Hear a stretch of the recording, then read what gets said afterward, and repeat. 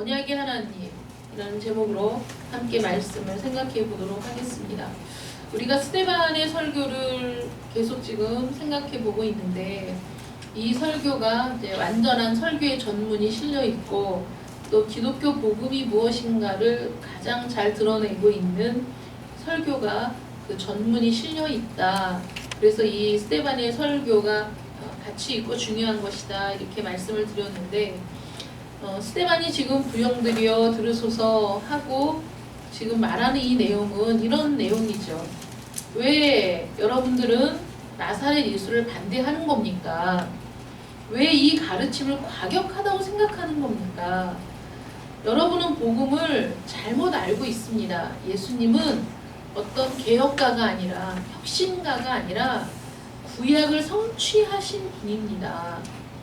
예수께서 구약의 모든 약속을 성취하신 것을 여러분들이 지금 깨닫지 못하고 있는 겁니다 라고 얘기하고 있는 거죠. 그래서 자기 얘기를 잘 들어달라 이렇게 부탁한 이후에 그 예수님이 어떻게 구약을 성취하신 분인가, 그것을 지금 설명해 나가고 있는 겁니다. 히브리서 저자가 이렇게 얘기했어요. 하나님은 옛적에 선지자들로 여러 부분과 여러 모양으로 자신을, 또 구속의 계획을 계시하셨다는 겁니다. 그래서 하나님께서 붙들고 일하신 모든 그 역사를 우리가 살펴볼 때, 하나님은 분명한 목적과 계획을 가지시고 그 목적과 계획을 성취하시기 위해서 인도하신 역사인 것이죠. 이스라엘 역사를 쭉 살펴보면. 그래서 그 모든 계시, 계획, 목적이 하나님의 아들 나사렛 예수 안에서 성취되었다는 겁니다. 하나님의 그 계시된 목적, 그 계획을 우리가 쭉 살펴보면 하나님의 목적은 오직 하나이고 역사상 그건 결코 변하지 않았습니다. 쭉 지속되어 온 한결같은 언약이었던 것이죠.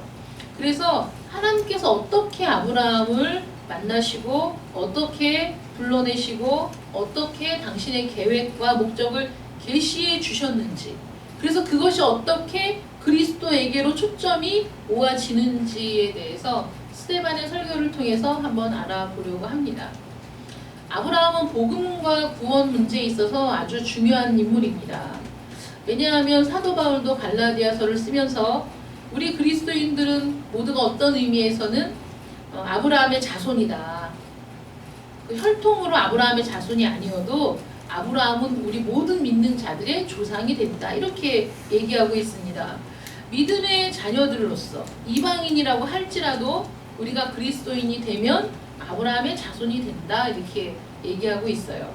근데 이런 얘기를 하면, 아니 그 아브라함에게 하나님이 나타나셨든지 만나주셨든지 그런 얘기가 뭐가 중요하냐, 구약의 그런 일들이 우리가 꼭 알아야 되는 일이냐, 그게 우리와 무슨 상관이 있느냐, 무슨 일이 일어났든지 아브라함에게 무슨 일이 일어났든지 사내들인 공회원들에게는 뭔가 의미가 있을지 모르지만 21세기를 사는 우리에게 그게 무슨 의미가 있느냐.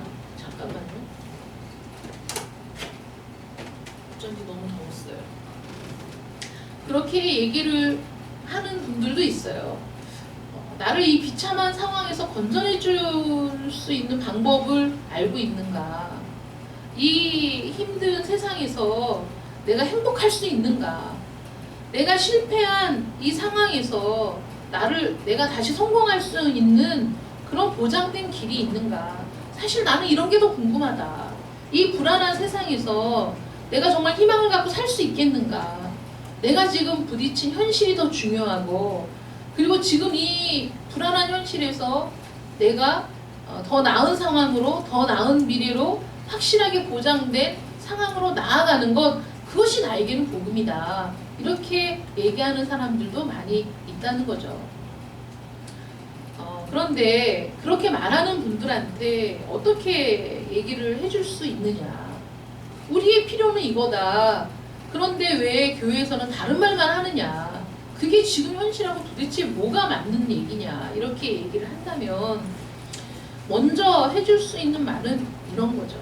그렇게 말하면 그건 굉장히 위험하고 또 미련한 것일 뿐만 아니라 이 위대한 구원에 대해서 전혀 알 수 없다. 그렇게 얘기하면 왜냐하면 국어라는 사람들이 찬밥 더운 밥 가리지 않죠. 국어라는 사람은 쉰밥이라도 주워 먹습니다.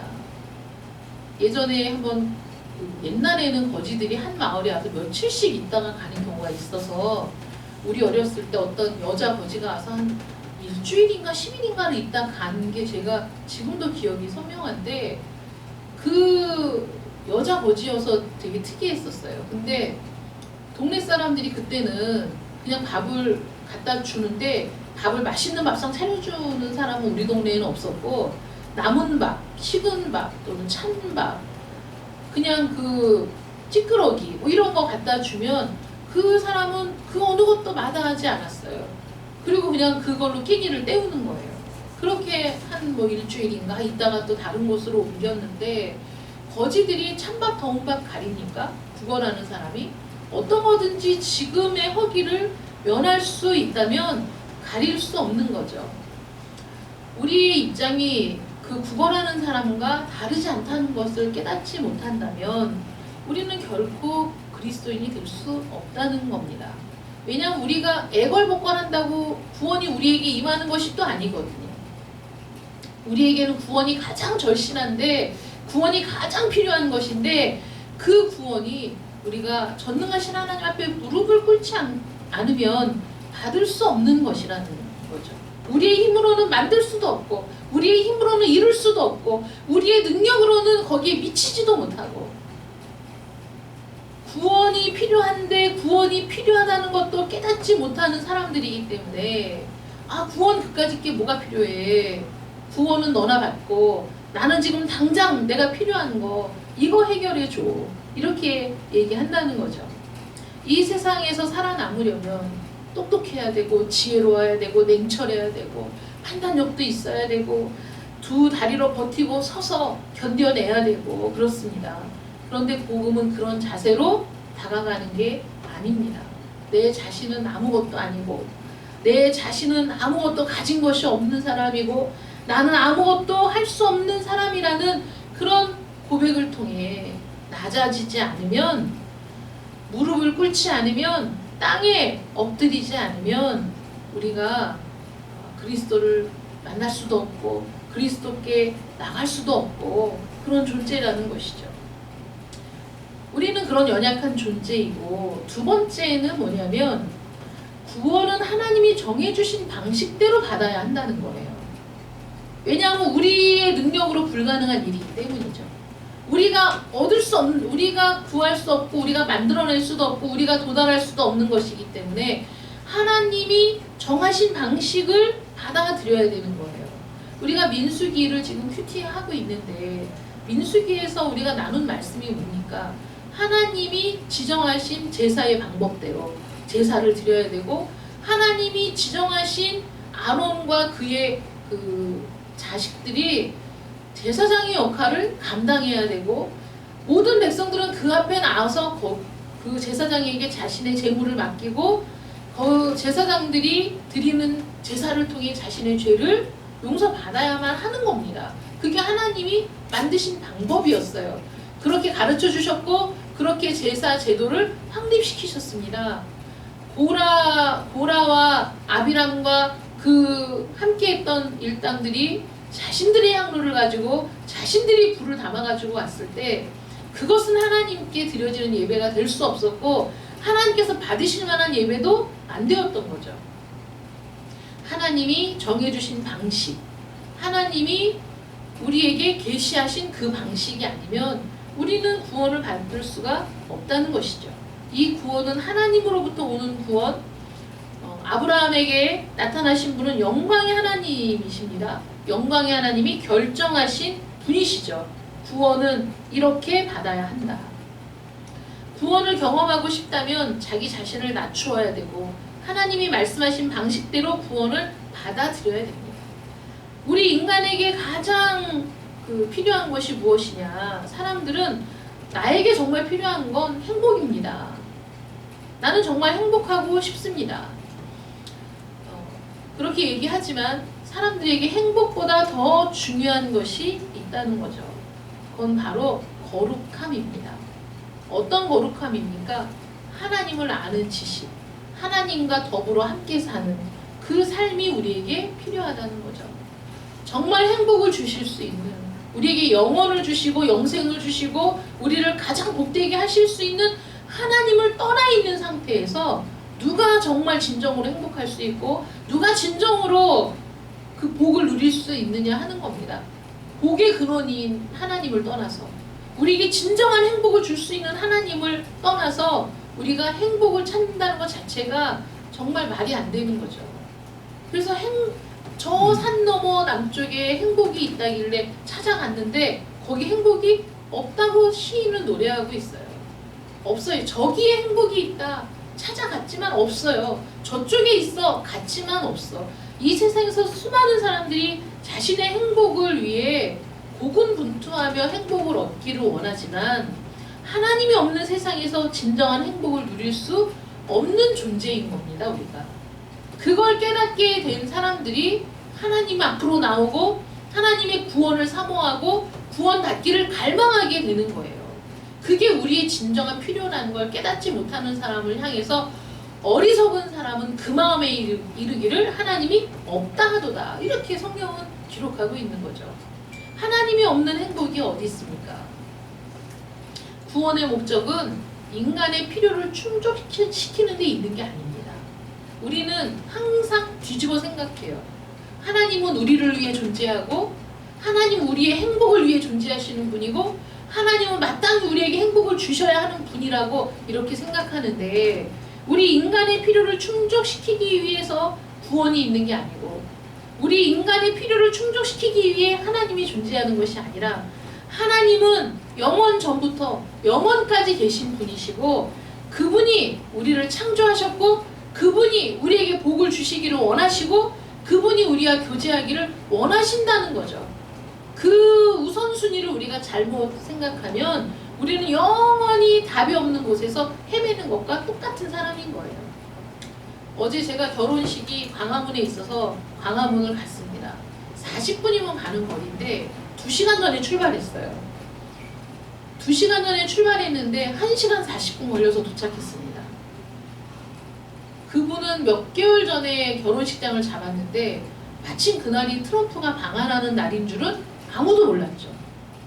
우리는 그런 존재잖아요. 아무도 몰랐어요.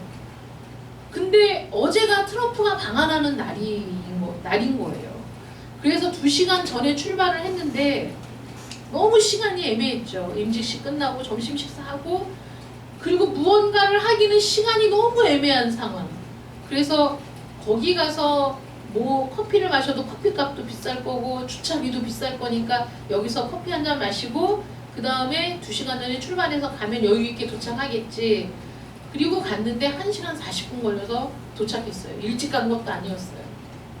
문제는 결혼식 끝나고 식사를 하고 나왔는데 그 광화문 그 광장에 데모하는 사람들이, 시위하는 사람들이 많이 그 사이에 모여가지고 그 전부터 모이기 시작했던 것 같아요. 결혼식 전부터.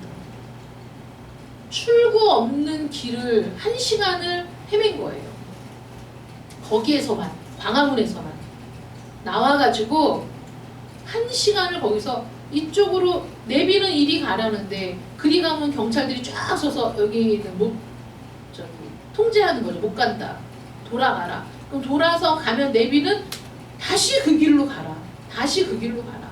얘가 통제하고 있는 걸 인식을 못하니까.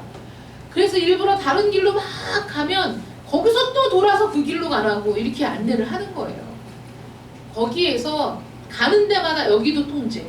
이쪽으로 가라. 이쪽으로 가면 거기서 통제. 저기서 통제. 그 일대를 다 통제하는데 나중에는 제가 차 문을 내리고 그 교통경찰한테 여기서 나가게 좀 해줘요.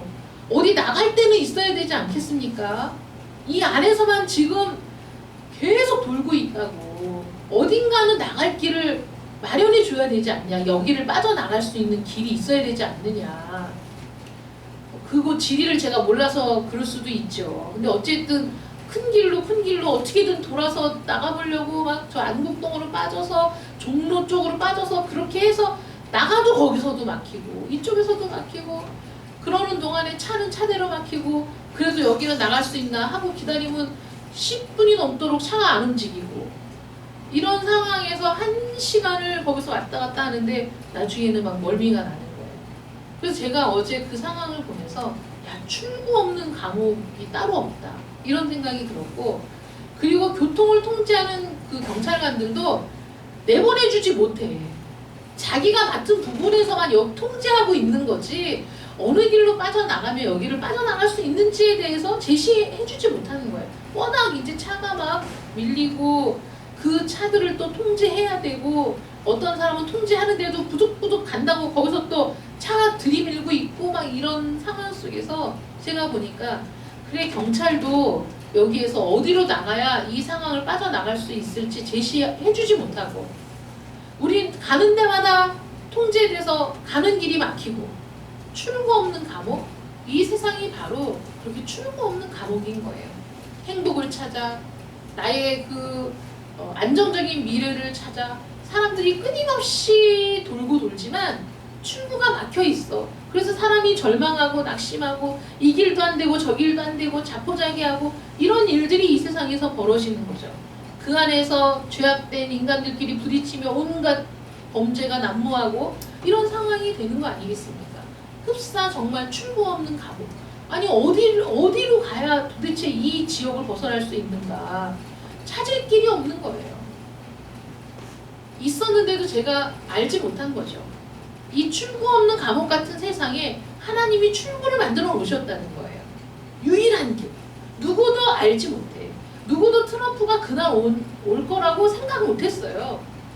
사람은 다 계획하고 살지. 중요한 일들을 계획하고 일정을 잡고 만반의 준비를 하지만 그날 그런 일이 있을 줄은 아무도 모르는 거예요. 우리 인생이 그런 거죠. 앞날을 알지 못해요. 무슨 일이 있을지 몰라요.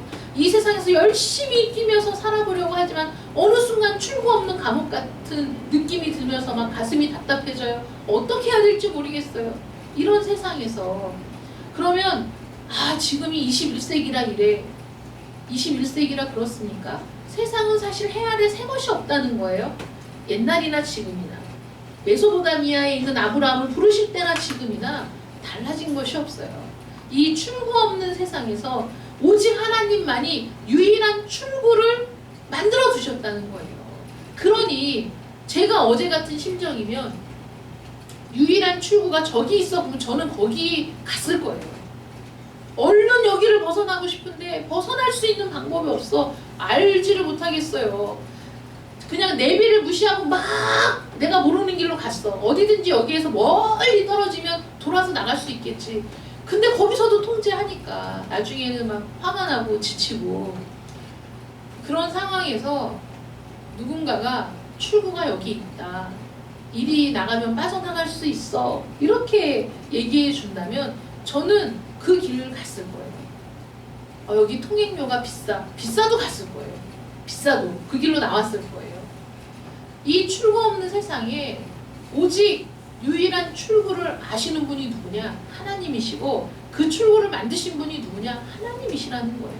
그럼 당연히 우리가 그 뜻을 따라야 이 출구 없는 세상에서 나갈 수 있는 거죠.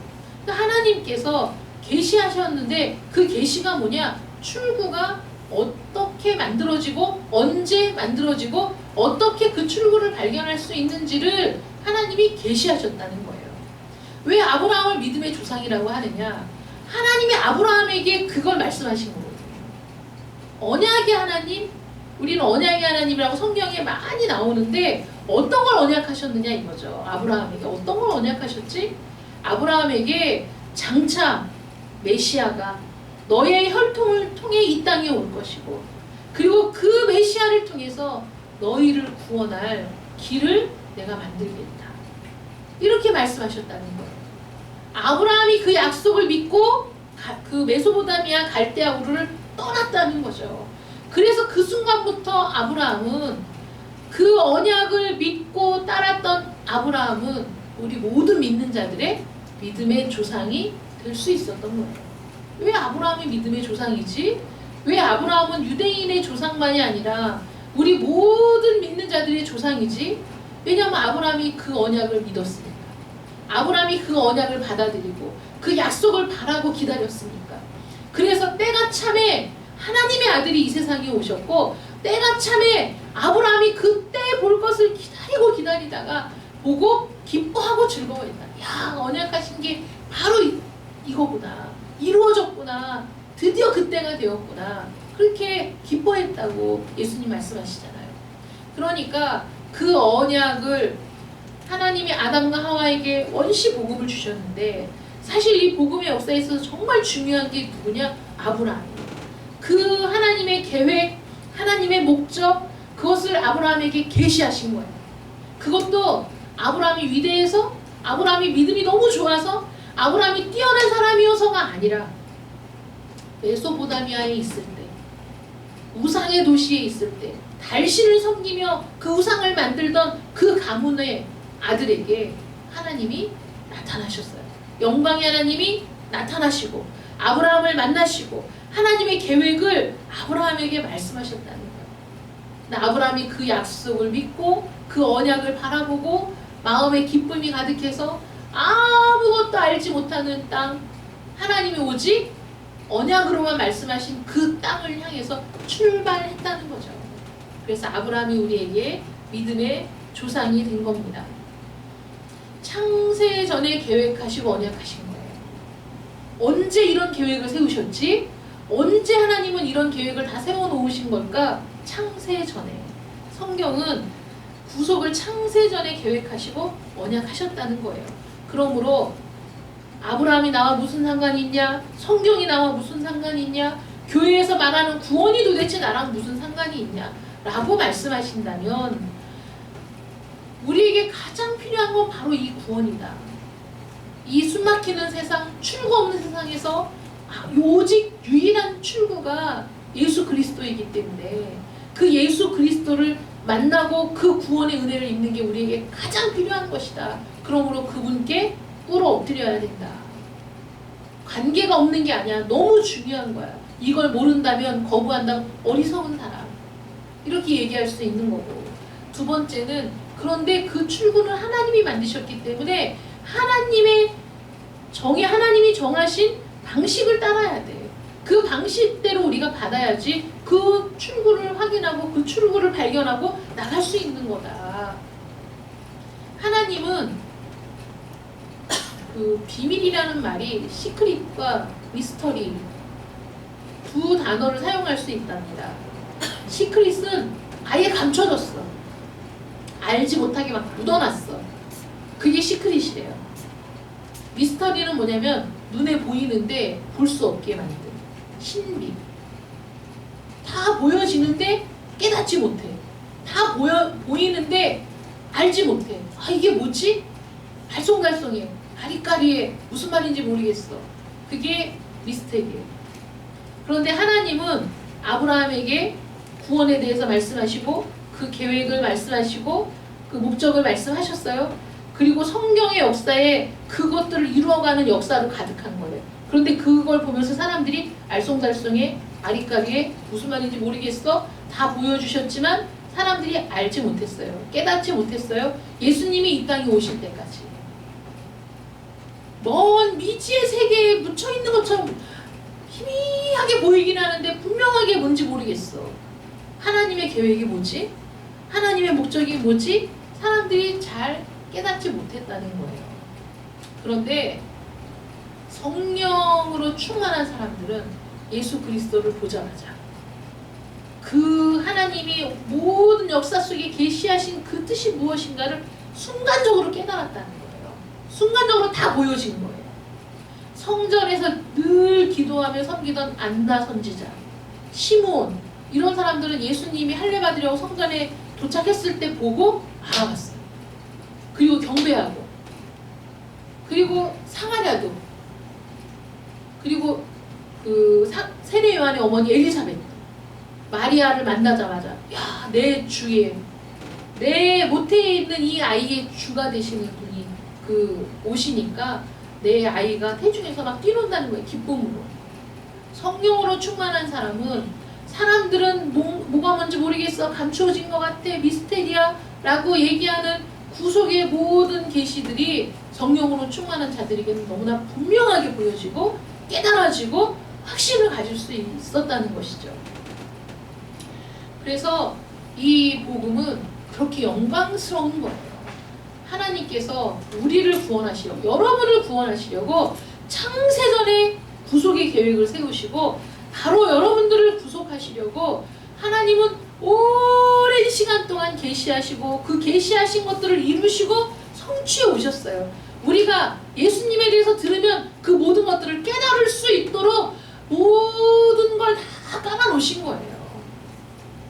그러니 스데반이 야, 이렇게 얘기해도 모르겠어? 하나님께서 이 모든 걸 다 계시하셨는데 그 계시하신 내용을 다 알고 있으면서 왜 너희는 예수님을 보고 그 계시의 초점이 예수 그리스도라는 걸 왜 알지 못하는 거야? 왜 믿지 못하는 거야? 이렇게 얘기하고 있는 거죠. 하나님께서는 처음부터 끝까지 모든 상황을 다 아시고 계획을 하셨습니다. 창세 전에 이미 사람을 창조하면 그 사람이 배반하고 타락할 것까지 다 아셨기 때문에 창세 전에 구속의 계획을 세워놓으셨다는 거예요. 지금 우리가 읽는 이 말씀 보세요. 어디냐면 6절 말씀 보시면 하나님이 또 이같이 말씀하시되 그 후손이 다른 땅에서 나그네가 되리니 그 땅 사람들이 종으로 삼아 400년 동안을 괴롭게 하리라. 이거는 이런 일이 일어나기 훨씬 전에 아브라함에게 약속하신 거예요. 계시하신 거예요. 그런데 이스라엘의 역사는 사실이잖아요. 이스라엘의 역사를 보면 이런 일이 일어났어요, 안 일어났어요? 일어났어요. 애굽에 내려가서 거기서 요셉을 알지 못한 한 왕이 일어나서 이스라엘 민족을 핍박하면서 종이 되어 거기서 그들을 섬기는 일이 일어났어요. 그 다음에 7절 말씀 보면 또 이르시되 종 삼는 나라를 내가 심판하리니 그 후에 그들이 나와서 이곳에서 나를 섬기리라 하신 말씀을 하나님이 계시하셨고 이 계시된 말씀은 모세를 통해서 성취됐어요. 하나님 어떤 분은 그러더라고요. 자기가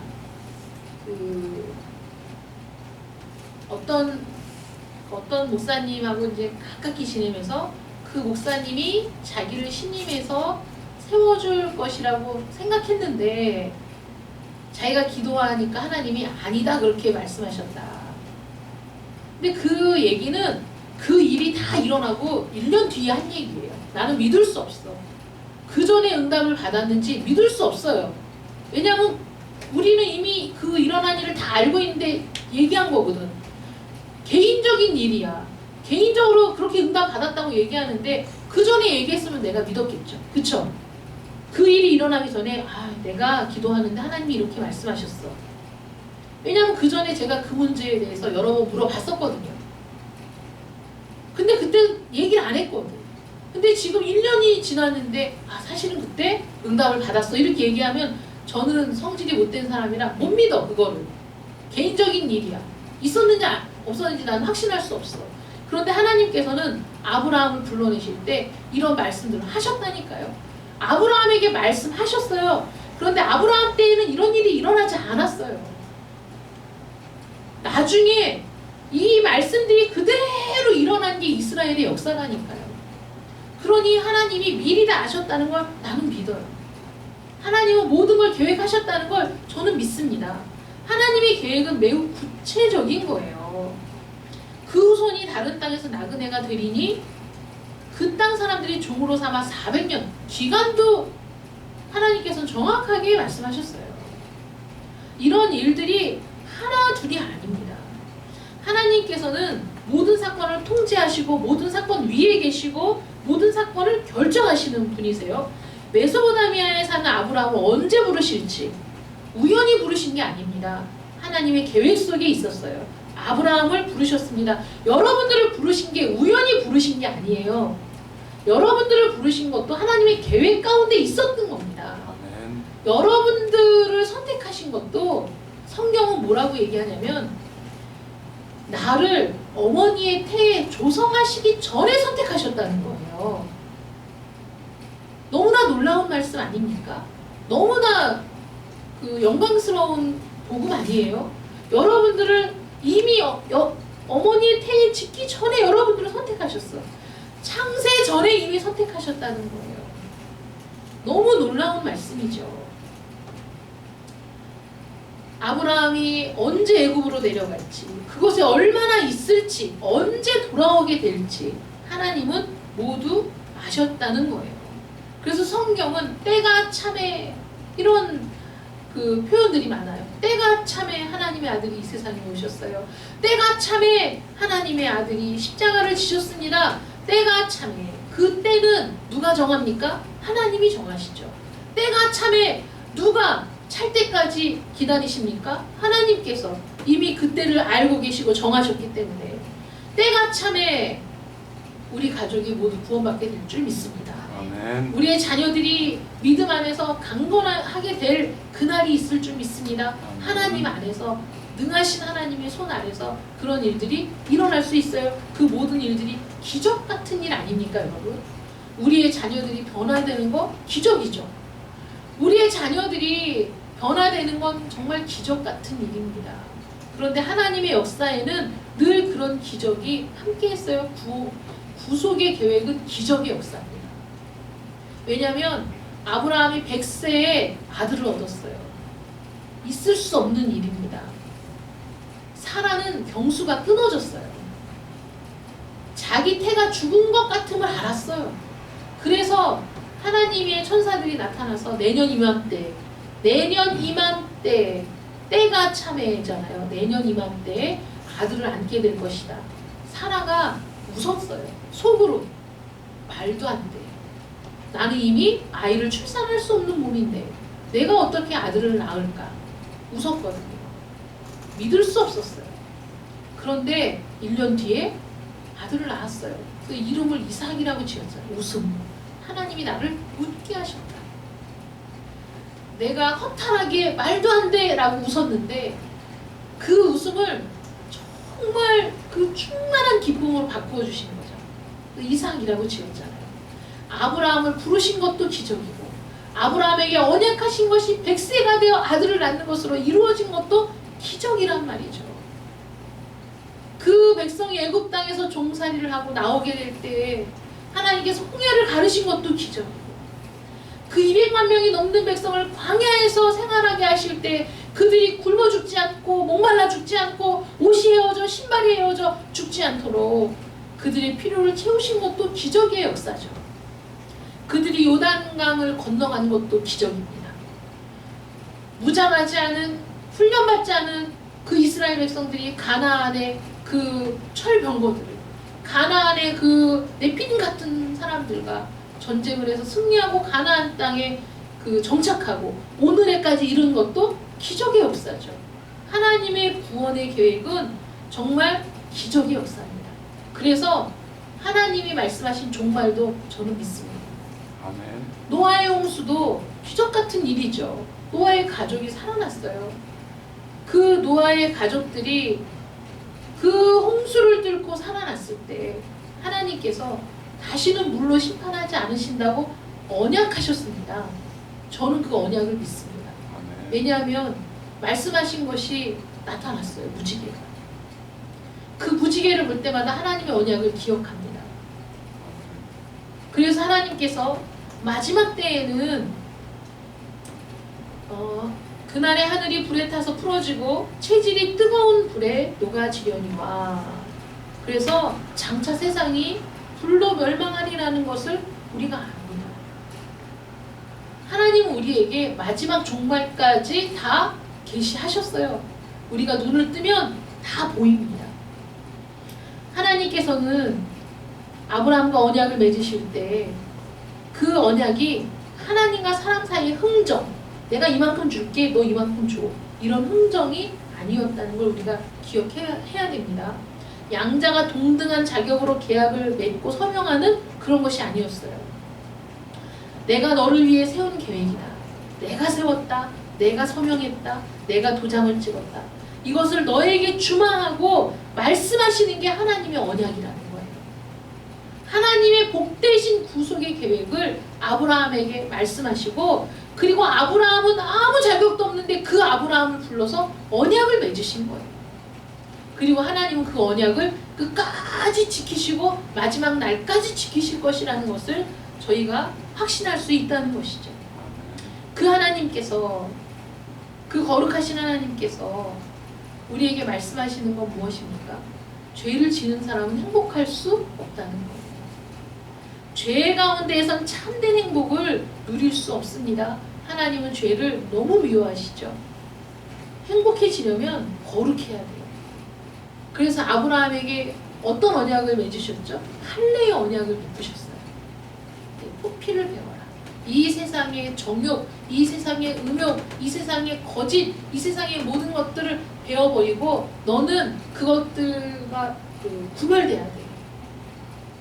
이 세상의 것들을 배워버리고 구별되어 하나님 앞에 선 백성이 되어야 한다. 거룩한 백성이죠. 거룩한 백성. 그러면서 할례의 언약을 세우신 거예요.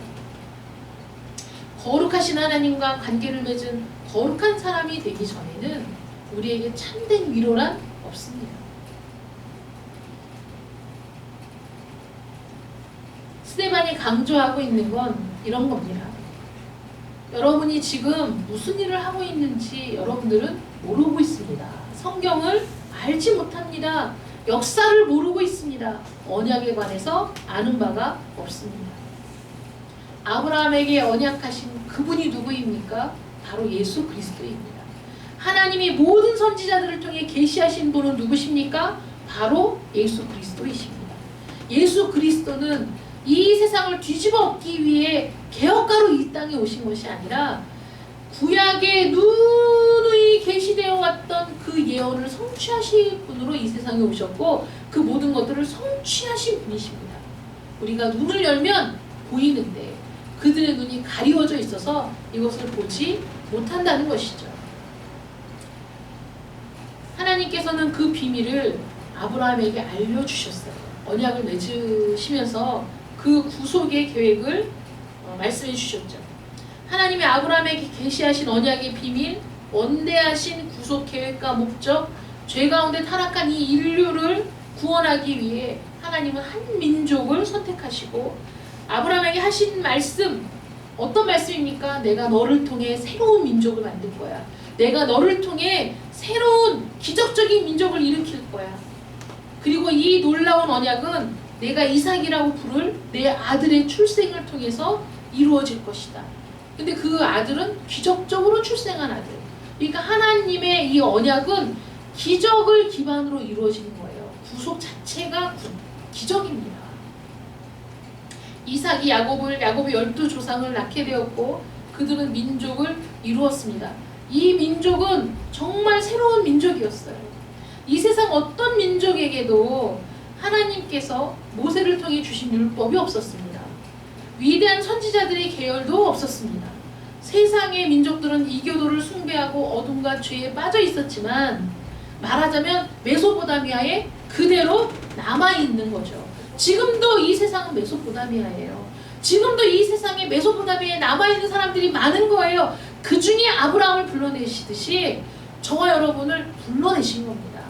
아브라함이 있을 때 하나님의 부르심을 들은 거예요. 그 하나님의 부르심은 이미 창세전에 언약이 되어 있었던, 이미 창세전에 계획이 되어 있었던 부르심이죠. 우리를 그때 선택하시고 때가 참에 부르신 겁니다. 그래서 우리는 메소포타미아에 그냥 남아있는 사람들이 아니라 거기에서 걸어 나온 사람들이죠. 하나님의 은혜로.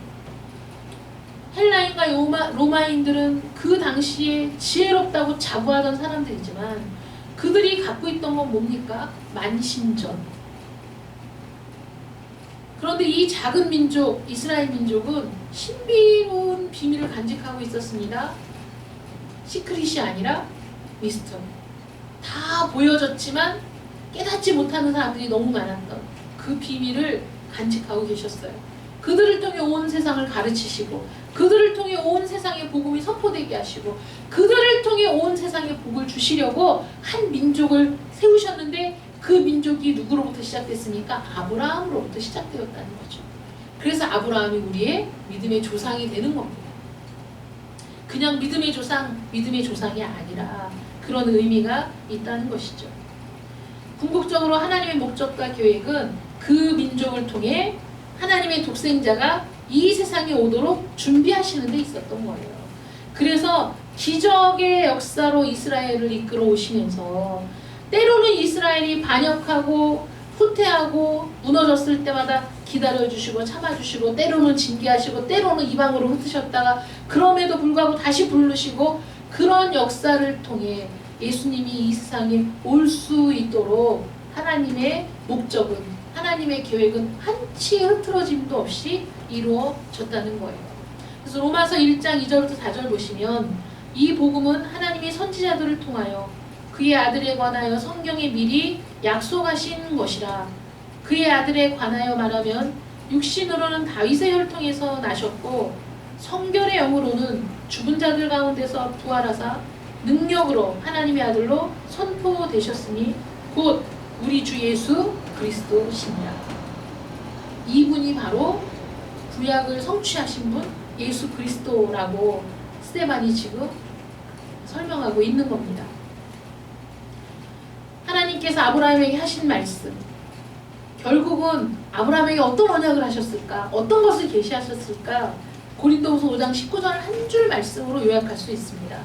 하나님께서 그리스도 안에 계시사 세상을 자기와 화목하게 하시며, 이 죄에 가득한 세상을 하나님이 당신과 화목하게 하시려고 아브라함을 부르시고 아브라함에게 그 계시를 말씀해 주셨다는 거죠. 그래서 아브라함은 어렴풋이 희미하게 갈보리 언덕에서 하나님의 아들이 십자가를 지실 것을 알았어요. 아브라함의 역사는 바로 우리 주 예수 그리스도를 볼 수 있는 역사거든요. 자신의 삶 자체가 모리아 산에서 자기 아들 이삭을 제물로 바칠 때 하나님께서 나를 위해 친히 어린 양을 준비했다고 말씀하시잖아요. 그 어린 양을 통해서 이삭을 구속하신 거죠. 이삭을 하나님께서 구원하신 거예요. 친히 준비하신 어린 양으로. 그런 일들을 아브라함이 보면서 장차 하나님께서 하나님을 위해 친히 어린 양을 준비하시고 그 어린 양이 내 아들 이삭을 구속한 것처럼 우리 인류를 구속하실 일이 오겠구나, 그날이 오겠구나 하는 것을 어렴풋이 봤다는 거죠. 그리고 언제 그날이 올까 기다렸다는 거예요. 예수님께서 십자가를 지실 때가 가까이 왔을 때, 정말 절정에 다다르고 있을 때 아브라함이 그날을 손꼽아 기다리다가 이제 정말 그 때가 참에 이런 일이 이루어졌구나 기뻐했다는 거죠. 희미하게 알고 있었던 것이, 그러면서도 믿음으로 붙들고 있었던 것이 이루어지는 그 순간에 아브라함이 얼마나 기뻤겠어요. 그 모든 일들이 바로 저와 여러분을 위해서 이루어진 일입니다. 영원하신 목적의 절정, 초점, 조상들에게 주신 모든 언약의 성취, 그 언약의 사람이 예수 그리스도, 그분이 저와 여러분을 구원하시기 위해 이 땅에 오셨습니다. 예수 그리스도를 통해 저와 여러분을 하나님의 거룩한 백성이 되게 하시려고 창세전에 언약하시고 계획하시고 이미 예정하셨습니다. 그러니 저와 여러분이 받은 구원이 얼마나 놀라운 거예요. 얼마나 영광스러운 거예요. 얼마나 위대한 겁니까? 이거는 그냥 교회 가는 것 그걸로 설명할 수 있는 일이 아닙니다. 그냥 교회 한번 나가는 것 그걸로 설명할 수 있는 일이 아니에요. 너무나 놀라운 일이에요. 하나님이 이스라엘 역사를 통해 이루어오신 모든 일들이 기적의 연속이고 하나님의 예언의 성취의 결과물이라면 당연히 우리의 구원도 하나님께서 당연히 이루어 주시겠죠. 분명히 확신합니다. 마지막 종말까지 하나님의 말씀대로 이루어질 것을 분명히 하게 믿습니다. 아멘. 그분을 믿지 않으면 여전히 죄 가운데 소망도 없이 남아있게 될 겁니다. 출구 없는 감옥에 갇혀서 출구가 있는지조차도 모르면서, 그리고 그 끝이 어떨지도 모르면서 잘난 척하고 똑똑한 척하고 자기가 가장 많이 아는 것처럼 하고 사는 이 세상, 이 메소포타미아, 여기에서 우리의 눈을 열어서 유일한 출구를 보게 하시고 그 출구를 찾게 하시고 그리고 그 출구를 빠져나와 영원하신 하나님과 함께 살아갈 수 있도록 허락하신 하나님께 영광을 돌립니다. 기도하겠습니다. 사랑의 하나님 감사합니다.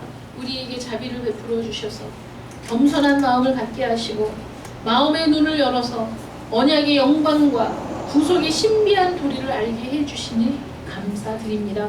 하나님, 그 구원의 역사, 놀라운 역사, 만세전에 선택하시고 불러내신 하나님의 사랑, 그 구원의 놀라운 은총을 하나님 기뻐하고 감사하며 그 감격으로 살아가는 저희들이 되게 하여 주시옵소서.